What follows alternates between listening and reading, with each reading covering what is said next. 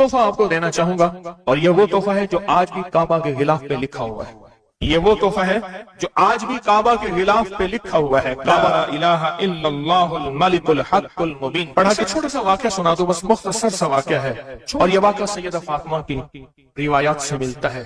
सैयदा फातिमा के पास साइलीन आते थे, जरूरतमंद आते थे। सखावत का घराना, सखियों का घराना है, जरूरतमंद आते थे सखावत के घर पे। सैयदा फातिमा की बारगाह में जितने लोग आते थे जिनके रिश्तों के मसाइल होते थे, रिस्क के मसाइल होते थे, और घरेलू कोई उलझने, कोई नाकामियां, कोई परेशानियां, हालात की बंदिशें, घरेलू मसाइल, सिर्फ घरेलू मसाइल।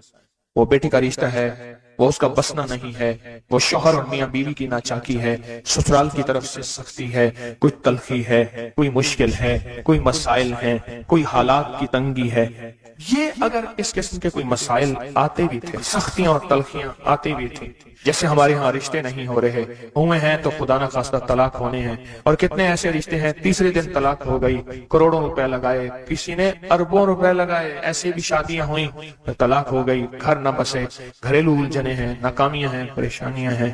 घरेलू जिंदगी की जितनी भी मुश्किलात हैं, रिस्क की कमी है, सेहत की कमी है, एक बीमारी घर से जाती है, दूसरी नहीं जाती, एक मुश्किल जाती है, दूसरी पर आ जाती है, और इस तरह की तलखियां, मसाइल, मुश्किलात, बंदिशें, नाकामियां, हालात की सख्तियां, जिंदगी की तलखियां, घरेलू उलझने जिसे लफ्ज कहते हैं।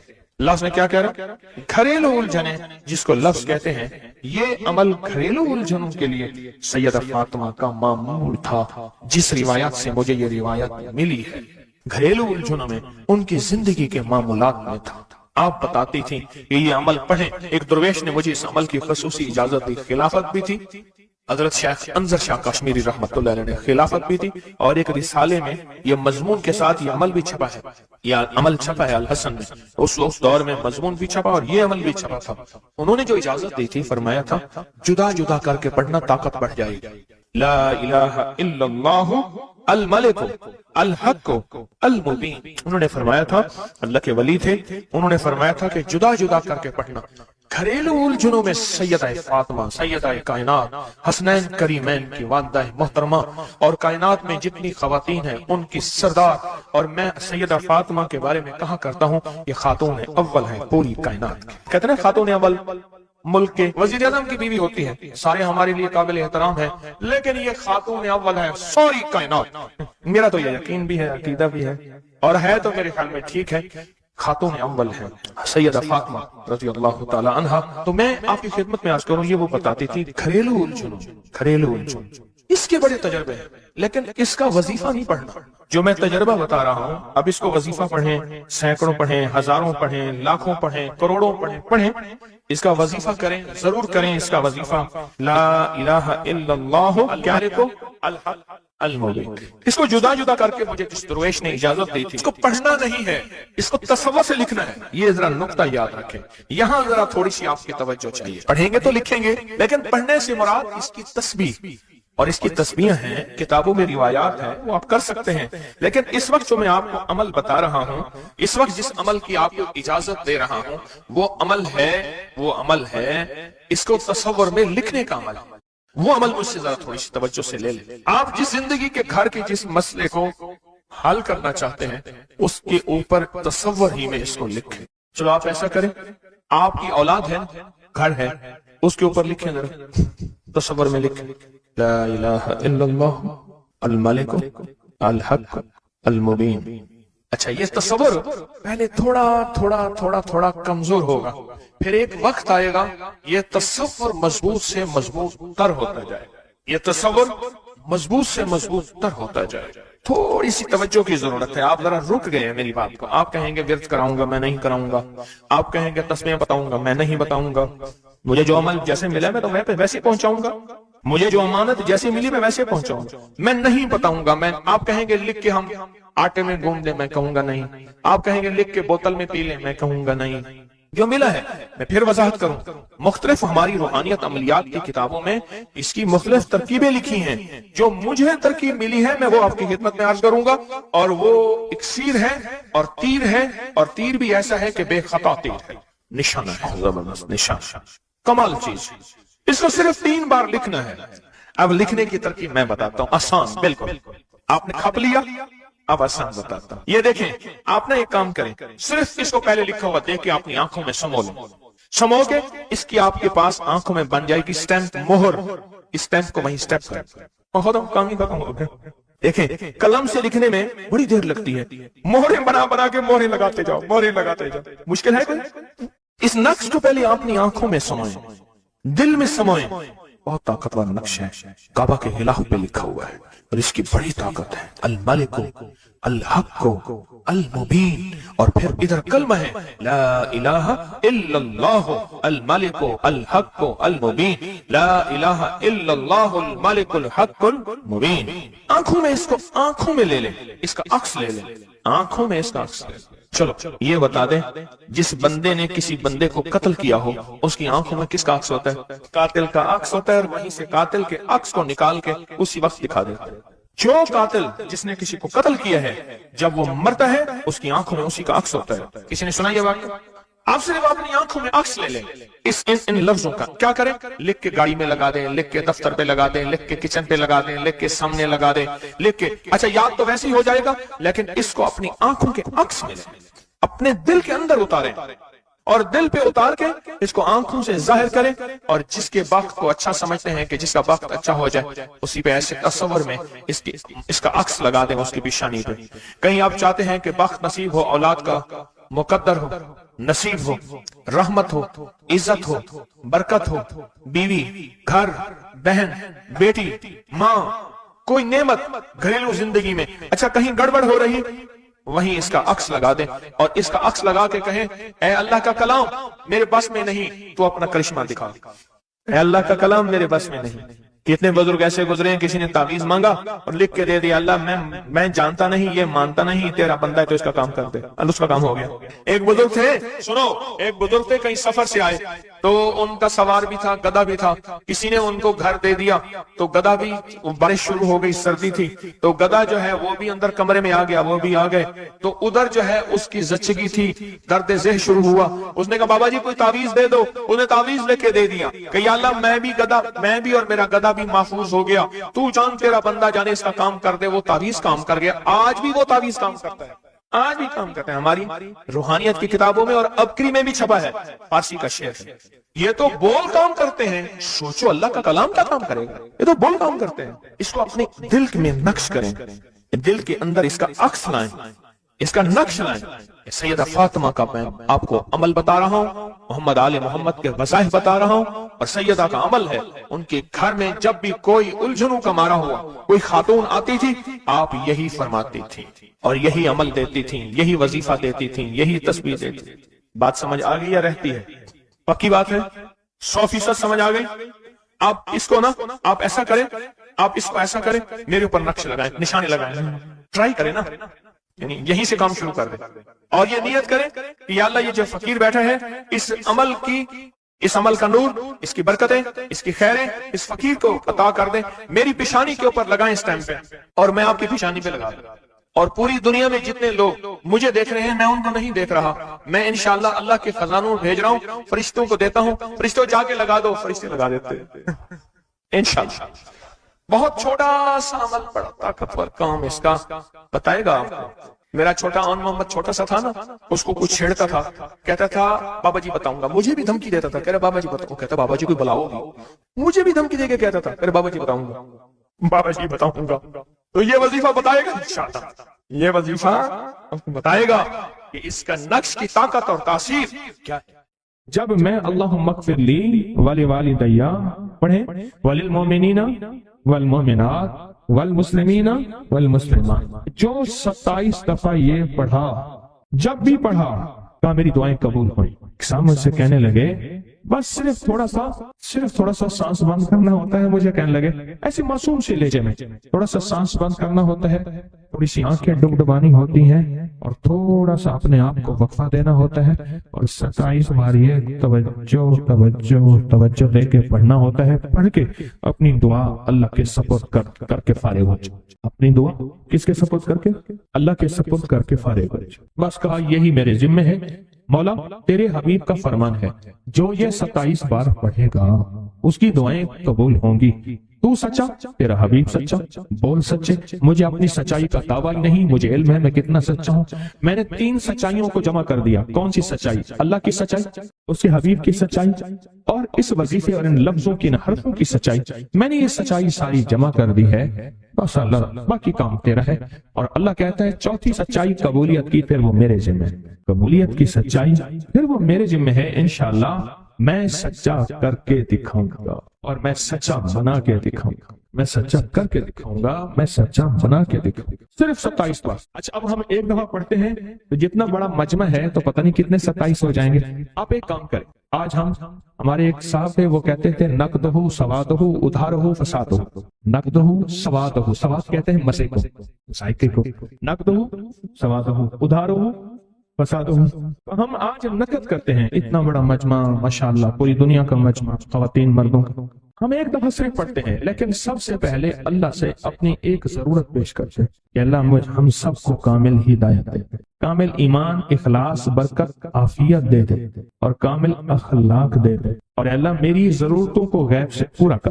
ٹھیک ہے، ضرورتوں میں ساری چاہتیں، ساری مشکلیں، ساری پریشانیاں، ساری ناکامیاں، ساری گردشیں، سارے حالات، ان سب کا نام میری ضرورتیں ہیں۔ ان سب کا نام کیا ہے؟ میری ضرورتیں ہیں۔ ان سب کا نام ہے میری ضرورتیں۔ اور ہم ڈوب کے پڑھتے ہیں سارے مل کے، ان میں کوئی طلب والا، کوئی تڑپ والا، کوئی پردیسی، کوئی مسافر، کوئی جذبے والا، کوئی رونے والا، کوئی خدمت والا، کوئی سخی، کوئی سجدوں والا، کوئی قیام والا، کوئی دعا والا، کوئی رکوع والا، کوئی ایسا جس کے روزے قبول، کوئی ایسا جو روزے دار ابھی روزہ افطار کیا، شوال کے روزے چل رہے، کوئی ایسا جو اللہ سے مانگنے والا، کوئی ایسا جو توبہ کرنے والا، کوئی ایسا جس کی پیشانی میں پہلے دن سے سعادت لکھی ہے، وہ اکیلا بھی جنت میں نہیں جائے گا بلکہ ساتھ لے کے جائے گا، پتہ نہیں کس رنگ کا، کس خوشبو کا، اور کون سا پھول، کون سی پنکھڑی، کون سی کلی، اور کون سی خوشبو یہاں بیٹھی ہے، وہ سارے کے سارے مل کے پڑھ رہے ہیں اللہم اغفر لی ولوالدی وللمؤمنین والمؤمنات والمسلمین والمسلمات، مبارک، بابرکت، سعادت، الاحیاء منہم والاموات۔ ایک روایت میں یہ بھی ہے۔ اب سوچیں کتنے لوگوں نے دعا مانگ لی، اور پتہ نہیں کس کے طفیل میری بھی قبول ہو گئی انشاءاللہ۔ جیسے میں نے کہا نا کہ سورۃ کوثر کا چلہ انشاءاللہ قبول ہو گیا۔ یہ جو وظیفے ہیں کسی درویش کی، یا کوئی درویش نے جس کو اجازت ہے اس کی اجازت صحیح ہو، ہر بندہ اجازت دینا نہ شروع کر دے، اجازت کے پیچھے نسبتیں چاہیے، ان نسبتوں کی طاقت چاہیے۔ وہ جو اجازت ملتی ہے اس اجازت کے اندر جو تاثیر ہوتی ہے، اس میں جو کمال ہوتا ہے، اس میں جو اندر کی کیفیتیں ہوتی ہیں، اس اجازت سے نسلوں میں تونگری، دولت، رزق، عزت، صحت ایسے بارش کی طرح برستی ہے۔ میرے جو مرشد تھے حضرت خواجہ سید محمد عبداللہ حجویری رحمت اللہ علیہ، میرے مرشد جو تھے وہ حضرت داتا صاحب کی سچی آل میں سے تھے۔ مجھے جاتے جاتے انہوں نے اجازت دی 1991 ستمبر میں، اور مدینہ منورہ فرمایا میں جا رہا ہوں، بس اب بقی میں، اور بقی کے اندر جا کے سو گئے۔ اب بھی میں مرشد کے ہاں جاتا ہوں تو جنت البقیع کے قبرستان میں ان کی نسبتیں دیکھیں کتنی اونچی ہیں۔ پھر وہ نہیں، 26 بڑی ہستیوں نے مجھے خلافتیں، اجازتیں دیں، 26 سے بلکہ زیادہ اجازتیں اور خلافتیں دیں، اور ان کی توجہات ہیں، ان کی پیچھے دعائیں ہیں، اور پیچھے کامل کے ہاتھ ہیں۔ یہ روحانیت کی نسبتیں ہوتی ہیں، روحانیت کی نسبتیں ہوتی ہیں۔ ان نسبتوں کے ساتھ جیسے آپ تسبیح خانے میں ماشاءاللہ پوری دنیا میں لوگ یہاں آئے ہوئے ہیں، اور بڑے بڑے ہستیاں یہاں آئی ہوئی ہیں جو مٹی ہو کے چٹائیوں پہ پڑے ہیں، خواتین میں بھی، مردوں میں بھی، بڑے بڑے عہدوں والے، عزتوں والے، بڑے بڑے مقام والے یہاں اپنے مرشد خانے میں بے حیثیت ہو کے پڑے ہیں۔